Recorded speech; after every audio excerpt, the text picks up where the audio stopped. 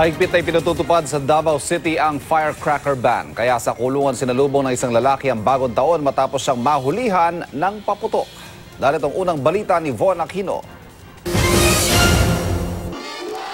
Sa Davao City kung saan ipinatutupad ang firecracker ban, walang naitalang sugatan sa pagsalubong sa bagong taon. Tingin ng Davao City Police, ang magandang naidudulot ng pagbabawal sa paggamit ng paputok ang siyang dahilan kung bakit sinusunod ito ng karamihan. Nakita kasi nilang kagandahan na ma-celebrate yung New Year na walang nasusugatan at wala ding namamatay. Na-realize din nila na pwede din natin salubungin ang New Year ng ibang paraan ng pag-iingay. Pero ang mga lumalabag hindi pinalalagpas ng mga pulis. Talagang mahigpit kami at bago pa magbagong taon talagang nirurubing na namin ang area kung saan pwede sila magbenta ng mga paputok. Tulad na lamang ng residenteng ito ng Barangay 24 na sa kulungan na nagbagong taon.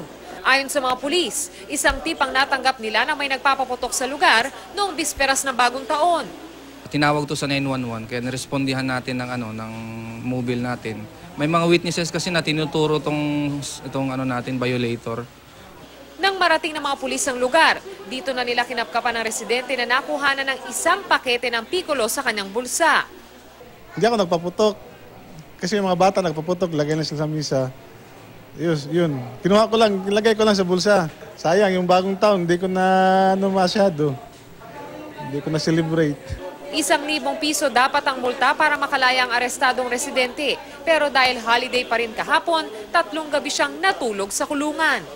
Mahigit 100 toy gun naman ang ginagamitan ng bala na may pulbura ang nakumpiskahan rin ng Santa Ana Police noong Disyembre.